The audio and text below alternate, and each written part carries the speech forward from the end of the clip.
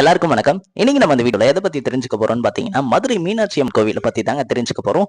எனக்கு தெரிஞ்ச விஷயத்தை பாத்தீங்கன்னா உங்ககிட்ட ஷேர் பண்ணிக்க போறேன். மறக்காம எல்லாருமே நம்ம சேனல் இன்னும் சப்ஸ்கிரைப் பண்ணலன்னா சப்ஸ்கிரைப் பண்ணி வச்சுக்கோங்க. மறக்காம அந்த பெல் பட்டனையும் பிரஸ் பண்ணி அது ஆல் ஆப்ஷன் கிளிக் பண்ணி வச்சுக்கோங்க. அப்பதான் நான் வீடியோ போட்டா உங்களுக்கு நோட்டிபிகேஷன் வரும்.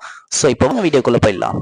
மதுரை மீனாட்சி சுந்தரேஸ்வரர் கோயில் என்பது வைகை ஆற்றின் கரை அமைந்துள்ள கோவில் நகரமான மதுரையில் மத்தியில் அமைந்துள்ள சிவன் ஆலயம் தான் பாத்தீங்கன்னா மதுரை மீனாட்சி அம்மன் கோயில்.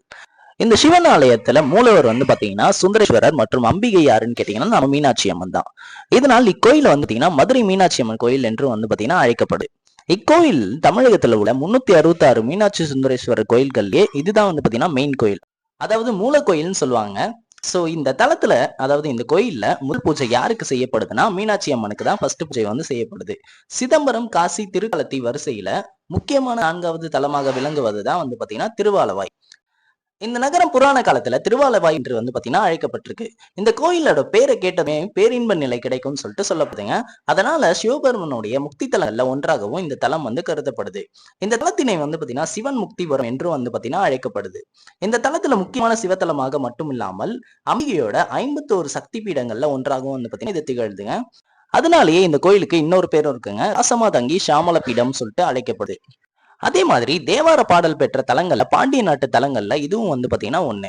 தேவலோகத்தின் அரசனான இந்திரனால இந்த கோயில் கட்டப்பட்டிருக்கு என்பது பாத்தீங்கன்னா நம்பிக்கை. ராமர், லட்சுமணன், வருண், இந்திரன், தேவர்கள் மற்றும் முனிவர்கள் போன்றவர்களால இந்த சிவாலயம் வழிபடப்பட்டிருக்கு. அதாவது பாத்தீங்கன்னா அவங்களும் இங்க சாமி கும்பிட்டுருக்காங்க. அது மட்டும் இல்லாம இந்த கோயில்ல தரப்படுகின்ற பிரசாதமான தாழம்பூ குங்குமம் பிரசித்தி பெற்றதாக பாத்தீங்கன்னா விளங்குதுங்க. சரி, இப்ப இந்த கோயிலோட சொல்லிலக்கணம் பற்றி பார்க்கலாங்க. தமிழகத்துல சுமார் 2500 வருடங்கள் பழமையான மதுரை நகரானது தமிழ் இலக்கிய வரலாற்றிலும் இந்து சமய வரலாற்றிலும் முக்கியத்துவமானது. மதுரை நகரானது திருவாலவாய், சிவராசதானி, பூலோக கைலாயம், கடம்பவனம், நான்மாடக்கூடல், சிவநகரம், துவாதசாந்த தலம், சமட்டி, வித்யாபுரம், கன்னியாபுரம் ஆகிய பெயர்கள்ல பாத்தீங்கன்னா அழைக்கப்பட்டிருக்கு. சரி, இப்ப இந்த கோயில்ல எத்தனை சன்னதிகள் இருக்குன்னு சொல்லிட்டு பாக்கலாங்க. இந்த தலத்துல மூலவர் யாருன்னு கேட்டீங்கன்னா சுந்தரேஸ்வரர். இவர்தான் பாத்தீங்கன்னா சுயம்பு மூர்த்தி ஆவார் சொல்லப்படுதுங்க. இவரை சோமசுந்தர, சொக்கலிங்கநாதர், சொக்கேசர், ஆலவாய் அண்ணல், அப்புறம் சொக்காதேவியானும் பாத்தீங்கன்னா அழைக்கப்படுது. இவரை வழிபட்டு இந்திரன் தன்னுடைய பாவத்தினை தீர்த்து கொண்டதாக பாத்தீங்கன்னா புராண கதைகள் கூறப்படுதுங்க. அதனால சுயம்புலிங்கத்திற்கு கோயில் பாத்தீங்கன்னா எழுப்பியிருக்காரு. யாருடான்னு கேட்டீங்கன்னா இந்திரன். அதனாலேயே மூலவர் விமானத்துக்கு இந்திர விமானம் சொல்லிட்டு ஒரு பேரே இருக்குங்க. அடுத்ததான் நம்ம பார்க்க போறது யாரோட சன்னதின்னு கேட்டீங்கன்னா அம்மனோட சன்னதி. இந்த தலத்துல அம்பாள் யாருன்னு கேட்டீங்கன்னா மீனாட்சி அம்மன் ஆவார். இவரது விக்கிரகம் பச்சை மரகத கல்லால பாத்தீங்கன்னா செய்யப்பட்டது. மீனாட்சி அம்மனோட கருவறையானது 32 சிங்க உருவங்களும் 64 சிவகணங்களும் 8 கல் யானைகளும் தாங்கி நிற்கும் அபூர்வமானதாக பாத்தீங்கன்னா இருக்குதுங்க. இந்த கருவறை விமானத்தை தேவேந்திரன் பாத்தீங்கன்னா அமைத்ததாக புராண கரைகள் சொல்லப்படுது. மீன் போன்ற கண்களை பெற்றவள் என்பதால் மீனாட்சி என்று பெயர் பெற்றதாகவும் பாத்தீங்கன்னா தகவல்கள் சொல்லப்படுது. மீன் தன்னுடைய முட்டைகளை தனது பார்வையாலேயே தன்மயமாக்குவது போல மீனாட்சி அம்மன் தனது பக்தர்களை அருட்கண்ணால் நோக்கி அருள் பாலிக்கிறாங்கன்னு சொல்லிட்டு சொல்லப்படுது. மீனாட்சி அம்மன் திருக்கோலத்துல கிளியும் பாத்தீங்கன்னா இடம் பெற்றிருக்கும். இது எல்லாருமே பார்த்திருப்பீங்க.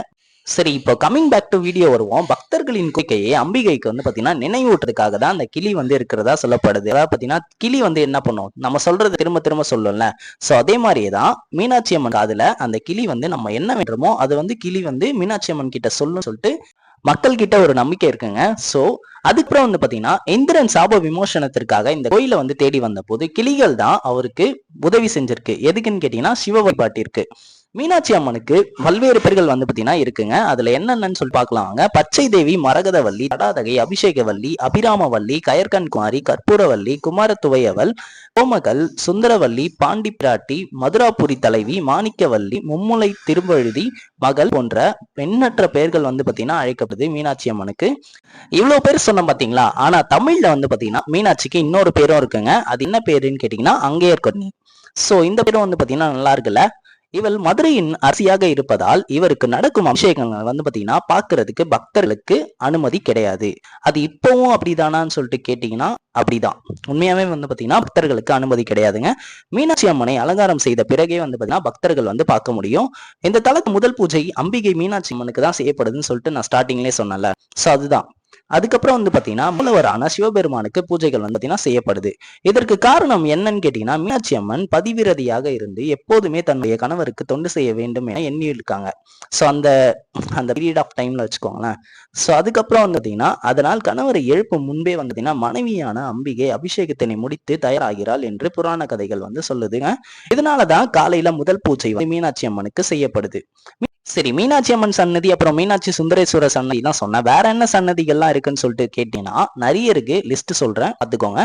மீனாட்சி அம்மன் அப்புறம் வந்து பாத்தீங்கன்னா சுந்தரேஸ்வரர், முக்குருளி விநாயகர், இரட்டை விநாயகர், தட்சிணாமூர்த்தி, மேக தட்சிணாமூர்த்தி, மகாலட்சுமி, சரஸ்வதி, துர்க்கை, காசி விஸ்வநாதர், லிங்கோத்வரர், சகஸ்திரலிங்கம், வள்ளி தெய்வானை சமேத சுப்பிரமணியர், சந்திரசேகர், சண்டிகேஸ்வரர், மீனாட்சி சமேத கல்யாண சுந்தரேஸ்வரர், சித்தர், அப்பர், சம்பந்த, சுந்தரர், மாணிக்கவாசகர், உஷா பிரத்யுஷா சமேத சூரியார், விபூதி விநாயகர், 63 நாயன்மார்கள், அப்புறம் வந்து பாத்தீங்கன்னா சப்தரிஷி மாதாக்கள், பைரவர், மதுரை வீரன், நவகிரகங்கள், சங்கப்புலவர்கள், மனைவிய சமேத மன்னத்துமலை நாயக்கர் ஆகியவை இக்கோயிலோட முக்கிய சன்னதிகளாக திகழப்படுது.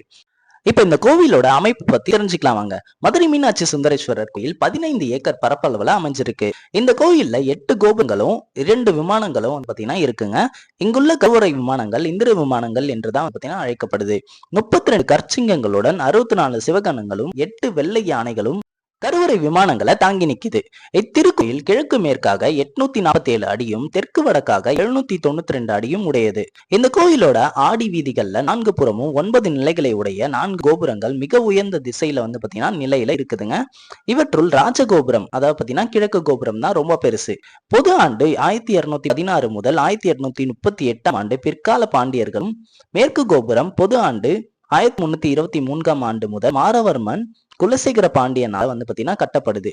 தெற்கு கோபுரம் வந்து எப்ப கட்டினாங்கன்னு பாத்தீங்கன்னா பொது ஆண்டு 1559 ஆண்டுல மன்னர் விஸ்வநாத நாயக்கராலும், வடக்கு கோபுரம் பொது ஆண்டு 1574 ஆண்டு முதல் 1572 ஆண்டுல மன்னர் முத்துவீரப்ப நாயக்கரால கட்டப்பட்டு முடிக்க பெறாம இருந்த நிலையில பின்னர் பொது ஆண்டு 1878 ஆண்டுல தேவக்கோட்டை நகரத்தார் சமுதாயத்தை சேர்ந்த வைநாகம் குடும்பத்தினர் வந்து பாத்தீங்கன்னா முடிச்சிருக்காங்க அந்த பணிகளை.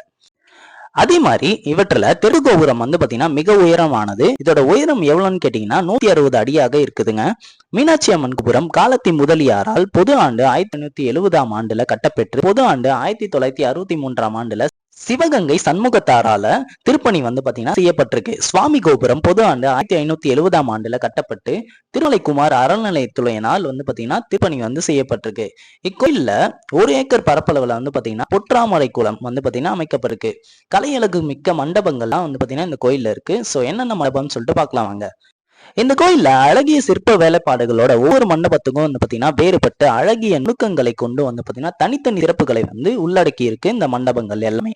என்னென்ன மண்டபங்கள் பாத்தீங்கன்னா அஷ்டசக்தி மண்டபம், மீனாட்சி நாயக்கர் மண்டபம், முதலி மண்டபம், மூங்கல் மண்டபம், கம்பத்தடி மண்டபம், கிளிக்கூட்டு மண்டபம், மங்கையர்க்கரசி மண்டபம், சேருவைக்கார மண்டபம், திருக்கல்யாண மண்டபம், ஆயிரங்கால் மண்டபம், வீர வசந்தராயர் மண்டபம். இதுல எது முக்கியமான ஃபேமஸ்ன்னு பாத்தீங்கன்னா எல்லாருக்குமே தெரிஞ்சிருக்கும் ஆயிரங்கால் மண்டபம். இந்த கோயிலோட சுவாமி சன்னதியோட இடப்புறத்துல வந்து பாத்தீங்கன்னா இந்த மண்டபம் வந்து அமைஞ்சிருக்கு. இந்த மண்டபம் தான் கோயில்ல இருக்கிற எல்லா மண்டபத்தையும் விட அளவுல பெரியது. ஆயிரங்கால் மண்டபம் கிருஷ்ண வீரப்ப நாயக்கரால வந்து பாத்தீங்கன்னா திருப்பணி செய்யப்பட்டது. மிகச்சிறப்பு பெற்ற இந்த மண்டபம் சாலிவாகன ஆண்டு பொது ஆண்டு 1494 ஆண்டுல மதுரை ஆண்ட வீரப்ப நாயக்கர் காலத்துல அவரோட அமைச்சரா பணிபுரிஞ்ச அரியநாத் முதலியாரால அமைக்கப்பட்டது. மண்டப வாயிலின் மேல் விதானத்தில் தமிழாண்டுகள் 60ஐயும் குறிக்கும் சக்கரம் வந்து பாத்தீங்கன்னா செதுக்கப்பட்டிருக்கும்.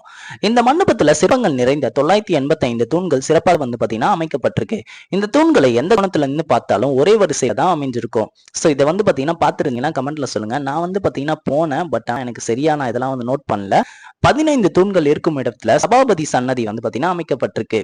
ஆயிரங்கால் மண்டபத்தின் தூண்கள் ஒவ்வொன்றும் வந்து பாத்தீங்கன்னா அழகாக செதுக்கப்பட்டு, அதாவது பாத்தீங்கன்னா 73x76 சதுர மீட்டர் நீள அகத்துல வந்து பாத்தீங்கன்னா கூரையை தாங்கும் வண்ணம் அமைக்கப்பட்டிருக்கும்.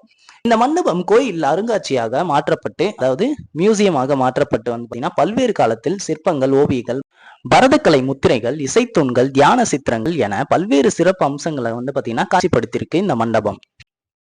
ஆயிரங்கால் மண்டபம் கோயிலோட அருங்காட்சியகமாக மாற்றப்பட்டதுனால உள்ள நுழையத்துக்கு வந்து பாத்தீங்கன்னா நுழைவு கட்டணம் மற்றும் புகைப்பட கருவிகள், அதாவது செல்போன் ஏதாவது போட்டோ எடுக்கிறீங்கன்னா இல்ல கேமரா எடுத்துட்டு போறீங்கன்னா அதுக்கு வந்து பாத்தீங்கன்னா தனித்தனியா வந்து சார்ஜஸ் அடுத்ததான் நம்ம பார்க்க போற மண்டபம் வீர வசந்தராயர் மண்டபம். மதுரை மீனாட்சி சுந்தரேஸ்வரர் கோயிலோட கிழக்கு வாசல் வழியாக சுவாமி சன்னதிக்கு செல்லும் வழியில ஆயிரங்கால் மண்டபத்தின் முன்புறத்திலே அமைந்திருக்கிறது தான் இந்த வீர வசந்தராயர் மண்டபம். 400 ஆண்டுகள் பழமையான இம்மண்டபம் 7000 சதுர அடி பரப்பளவுல கொண்டதுங்க.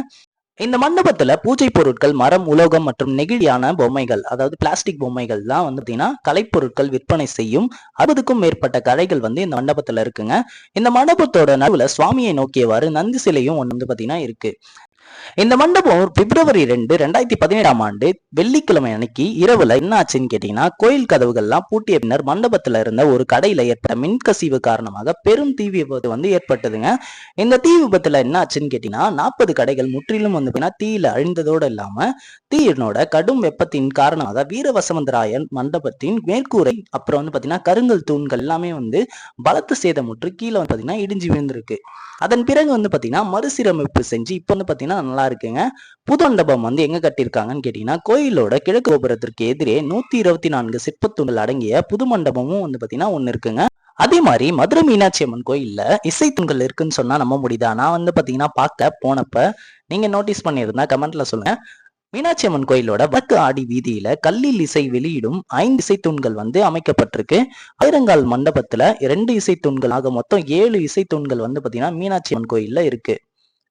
அது எப்படி இருக்குன்னு சொல்லிட்டு எனக்கு தெரியல.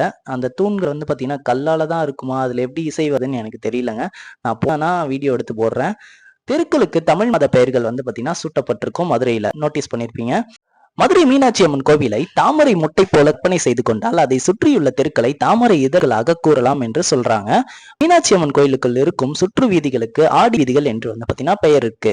கோவிலுக்கு வெளியில முதல் சுற்று சித்திரை வீதிகள், சித்திரை வீதிகளுக்கு அடுத்த வெளி சுற்று ஆவணி வீதிகள், அதற்கு அடுத்த வெளி சுற்று பாத்தீங்கன்னா மாசி வீதிகள், அதற்கு அடுத்து இருக்கக்கூடிய இறுதி சுற்று எல்லாமே வெளி வீதிகள் என மதுரை நகர் பாத்தீங்கன்னா அமைக்கப்பட்டிருக்கு. உதாரணமாக கீழ ஆடி வீதி, மேல ஆடி வீதி, வடக்கு ஆடி வீதி, தெற்கு ஆடி வீதி, இந்த தெருக்களுக்கு தமிழ் மாதங்களோட பெயர் வைக்கிறதுக்கு பாத்தீங்கன்னா ஒரு பெரிய காரணமே இருக்குங்க. என்ன காரணம்ன்றத சொல்றேன் பாருங்க. மன்னர்கள் காலத்துல குறிப்பிட்ட மாதங்கள்ல நடைபெறும் விழாக்கள், அதாவது குறிப்பிட்ட மாதங்கள்ல ஒரு திருவிழாக்கள் நடக்குதுன்னு வச்சுக்கோங்களேன். சோ அந்த மாதங்களோட பெயர்கள்லாம் பாத்தீங்கன்னா அந்த வீதிகளுக்கு வைக்கப்படுது. அதனால பாத்தீங்கன்னா அந்த தெருக்களுக்கு அந்த மாதத்தோட பெயரையே வச்சிருக்காங்க மதுரையில. மதுரையில நடக்கக்கூடிய சிறப்பு விழாக்கள்லாம் என்னன்னு சொல்லிட்டு பார்க்கலாம். மீனாட்சி சுந்தரேஸ்வரர் கோயில் திருவிழா, அப்புறம் சித்திரை திருவிழா, முடிசூட்டு விழா, திக்கு விசயம், திருக்கல்யாணம், தேரோட்டம், புட்டு திருவிழா ஆகியவை சிறப்பாக பாத்தீங்கன்னா கொண்டாடப்படுது. மேலும் கோயில்ல தமிழ் மாதம் ஒவ்வொன்றிலும் பாத்தீங்கன்னா சிறப்பு விழாக்கள் சரி, இந்த கோயில்ல கல்வெட்டுகள்னு பாக்குறப்ப மதுரை மீனாட்சி அம்மன் கோயில் கல்வெட்டுகளை பாத்தீங்கன்னா தொல்லியல் ஆய்வாளர் சோ சாந்தலிங்கம் தலைமையிலான குழுவின் முழுமையாக பாத்தீங்கன்னா ஆய்வு செஞ்சிருக்காங்க. கோயில கண்டெடுக்கப்பட்ட 450 கல்வெட்டுகள்ல 78 முழுமையாக இருந்திருக்கு. அதில் 77 முழு தமிழிலும் 1 மட்டும் சமஸ்கிருதத்திலையும் பாத்தீங்கன்னா இருந்திருக்கு. தேவநாகரி மொழியில எழுதப்பட்ட ஒரு வரி கல்வெட்டு பாத்தீங்கன்னா இருந்திருக்கு. இது தவிர 23 துண்டு கல்வெட்டுகளும் 351 சிறிய துண்டு கல்வெட்டுகளும் பாத்தீங்கன்னா கிடைக்கப்பட்டிருக்கு. சோ அவ்வளவுதாங்க. இதோட இந்த வீடியோ பாத்தீங்கன்னா பினிஷ் பண்ணிக்கிறேன். எனக்கு தெரிஞ்ச விஷயத்தை தான் நான் உங்ககிட்ட ஷேர் பண்ணிருக்கேன். இதுல என்ன தப்பா இருந்தா கமெண்ட்ல சொல்லுங்க, மன்னிச்சுக்கோங்க. Until then bye from Lokesh and Vinod. இன்னொரு இன்ட்ரெஸ்டிங்கான வீடியோல உங்களை சந்திக்கிறேன். தென் வேற எதனா டவுட்ஸ் இருந்தாலும் கேளுங்க. அதே மாதிரி பாத்தீங்கன்னா உங்களுக்கு அடுத்ததா என்ன கண்டென்ட் வேணும்னாலும் கமெண்ட்ல சொல்லுங்க. நான் பாத்தீங்கன்னா ட்ரை பண்றேன். அண்ட் தென் எங்களுக்கு இன்னொரு சேனலும் இருக்குங்க, SR பிரதர்ஸ்ன்னு சொல்லிட்டு. அந்த சேனல்லையும் உங்களால முடிஞ்ச அளவுக்கு சப்போர்ட் பண்ணுங்க. ஸோ இன்னொரு இன்ட்ரெஸ்டிங்கான வீடியோல உங்களை சந்திக்கிறேன். Bye bye from Lokesh and Vinod. மறக்காம நம்ம சேனல்லையும் பாத்தீங்கன்னா சப்ஸ்கிரைப் பண்ணுங்க. நிறைய பேர் சப்ஸ்கிரைப் பண்ண மாட்டீங்க. இனிமேட்டு பாத்தீங்கன்னா ரெகுலரா வீடியோ வந்துட்டே இருக்கும். ஸோ மறக்காம எல்லாருமே பெல் பட்டனை பிரஸ் பண்ணி அதில் ஆல் ஆப்ஷன் கிளிக் பண்ணி வச்சுக்கோங்க. பாய் பாய். இன்னொரு சேனல் இருக்குன்னு சொன்னல, ஸோ அந்த சேனலோட லிங்க் நான் டிஸ்கிரிப்ஷன்ல கொடுக்குறேன். மறக்காம அந்த சேனலுக்கு உங்களால முடிஞ்ச அளவு சப்போர்ட் கொடுங்க. தேங்க்ஸ் ஃபார் வாட்சிங்.